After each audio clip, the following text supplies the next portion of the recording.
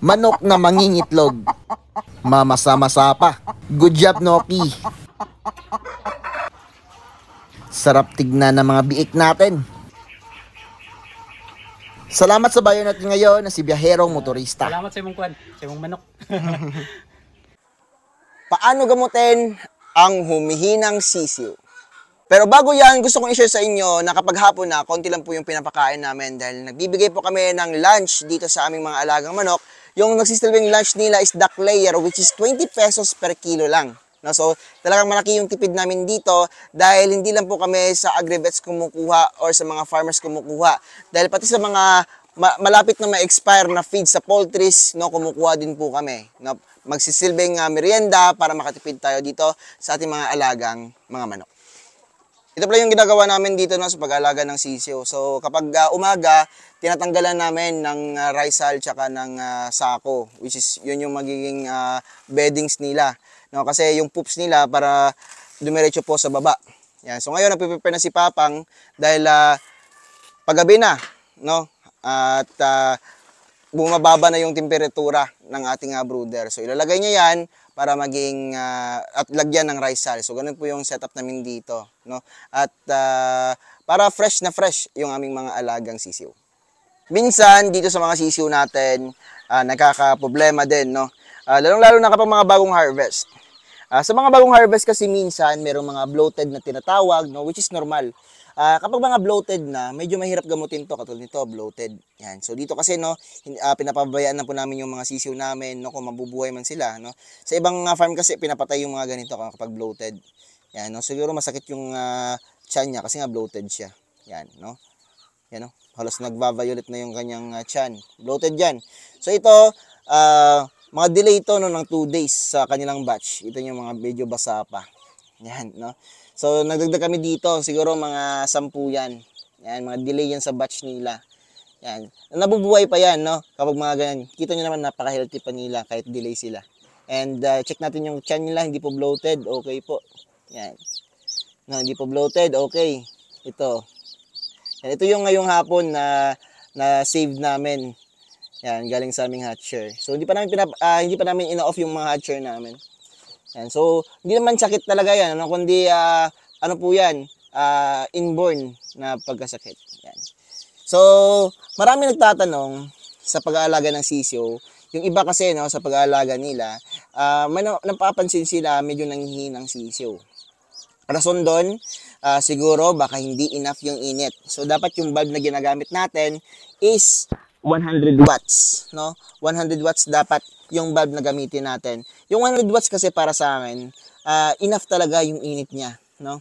Kahit ganito lang, okay, 100 watts po talaga yung dapat gamitin para sa akin, no? Kasi minsan kapag 25 watts, tapos halimbawa, mga ganito kalaki, 25 watts, hindi niya kayang painitin lahat ng nasa loob ng brooder. Yan. 100 watts, kayang-kaya, no? Pero mapapansin nyo, kapag medyo mainit, syempre, itaas mo yung ilaw. Katulad nito, saglit lang itaas, no? Kapag kailangang ibaba, ganyan. 4 to 6 inches dapat yung ilaw, taas ng ilaw, no? Mula sa kanilang tawag nito, flooring. Yan. So, ito, anak to ng ating Black Australorp, Jersey Giant, tsaka anak ng naked neck. Kasi wala akong Black Australorp na rooster doon sa ating breeding pen number 3. So, assume na lang natin, meron tayong mahina na sisiw, no? Pili lang ako dito ng medyo mahina. So, ito, ito may problema sa, sa pusod niya. Yan, no? Yan, inborn yan, no? So, minsan mahirap gamutin yung inborn. So, doon lang tayo sa, wala kasi may sakit dito na sisiw. Yan. Ito ko yung medyo mahina lang. Pili tayo dito. Doon sa kabila. Meron din sa kabila, no? Yan. So, yung mga problema pa sa, sa sisiw minsan, is yung, nagdadagdag agad sila, nung hindi pa tamang edad, nagdadagdag na sila ng organic feeds. So, mali yun. So, dapat 3 weeks, no? Or medyo kompleto na yung pakpak nila, bago kayo mag-change ng patuka. Yan. Kasi kailangan ng mga sisiw natin ng high protein feeds para makompleto yung kanilang balahibo, no? At hindi kapag corn grits kasi medyo mahirap 'yan na matunaw, no? Kasi matigas yung corn grits. So mag-probiotics kayo or dapat talaga pure na chick booster yung papakain natin. So dito din wala ding mahina dito. Yan.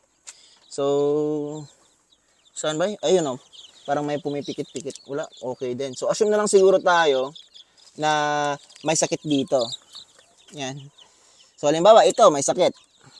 Yan, siya yung magiging model natin ngayon. Yan. So halimbawa ito may sakit. Yung pwedeng igamot dito, antibiotics. No, hindi naman pwede ito sa hindi naman pwede ito ng caplet. So, yung dapat natin na igamot dito is powder. Yan. Magbibigay ako ng tutorial, no. Okay lang naman, hindi natin ipaparamihin, konti lang kung ano yung ginagamit ko ditong gamot, no. Yan, at paano ko ina-apply. Yan. Yan. So, isipin natin, no, gamot to, pero asin to. Yan. Mga ganito lang karami, oh. Yan. Pero di natin to ipapakain sa ating sisiw, no. Kawawa yung sisiw natin. Yan. Mga ganito lang karami yung ibibigay natin. Kahit anong antibiotics basta powder. Yan. Mas effective kasi siya. Kasi minsan, kapag medyo nanghihina na yung sisiw natin, hindi na po din po yan iinom ng tubig. No? Hindi kakain, hindi iinom ng tubig. So, antibiotic, mga ganito lang karami. No? Isang pinch lang. Yan. Tapos, yun na. Tinapon ko na yung asin. Yan. No? For tutorial lang naman to. So, ibukan nyo na yung bunganga niya and i-direct nyo. So, kahit once a day lang. No? And, tapos pakainin ng pagkain, no? Mga ganun din po kadami. Yan, ilagay mo rin sa kanyang bunganga, no? Kung gaano ka dami yung gamot, no? Siguro plus plus 25% sa pagkain. Yan, no? So, papakainin niyo siya ng konti na chick booster. Tapos, konting tubig lang. Kasi kapag sobrang maraming tubig, magiging, hindi siya matutunawan, para magiging bloated siya. Kasi maraming tubig. No? Konting tubig lang, gamot, no? And pagkain. So, i-maintain nyo lang yan, tapos may tamang init. And kapag humihina po yung sisiyo nyo, dapat i-ano nyo siya, ilagay sa iba pang kulungan, no? Na siya lang mag-isa or may kasama siya. Yan, kahit isang kasama lang. No, kasi minsan din po kasi napapansin ko kapag nilipat ko yung sisiyo na mahina, parang nagiging lonely siya. Wala siyang ibang kasama. So wala siyang ganang kumain, no, wala siyang ganang kumilos. So dapat may kasama siya kahit isa lang. Yan, no? May tamang init, secured yung sisiyo. Tapos ulit-ulitin niyo lang yung yung ginagawa natin na painom ng gamot, no, pakain at painom ng tubig kahit konti lang. Yan. Ulitin niyo hanggang gumaling siya, no. Sayang din po kasi yung sisiyo.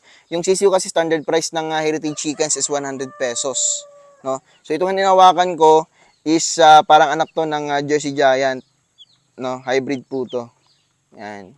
So ganun po yung mga ginagawa namin dito para matulungan po natin yung sisiyo. So hindi ko kasi ma-demonstrate kasi wala tayong mahina na sisiyo dito. Yan. Kasi nga bago kami nag-alaga ng sisiyo ay talagang bago namin na perfect yung pag-aalaga, no? Trial and error din po yung pinagdaanan namin. May mga namatay din po na mga sisiyo bago namin na perfect yung pag-aalaga ng sisiyo, yung mga treatments para sa kanila, no? Antibiotics, no? Paracetamol, carbocysteine, yan, amoxicillin, yun yung mga gamitin yung mga mga antibiotics. Yan. So kapag hindi naman kaya dun sa mga sulfur na sulfa, mga ganyan, yan. Pero yung mga ginagamit ko talaga dito is yung ating Panamox Forte na may amoxicillin, paracetamol, carbocysteine, yan, at may tylosin. Yan. Yun yung ating Panamox Forte. Yan. So, ito, goods na goods po itong sisiyo talaga, no? Talagang gusto ko sanang ipakita sa inyo yung paggamot natin dito. Kaso nga lang, parang kawawa din kung bibigyan natin ng antibiotics kung healthy pa naman yung ating sisiyo. So, ibalik na natin ito sa kanilang brooding pen. Yan. No? Yung iba din minsan na breeders, no, nagkakamali sila sa pagpatay ng ilaw.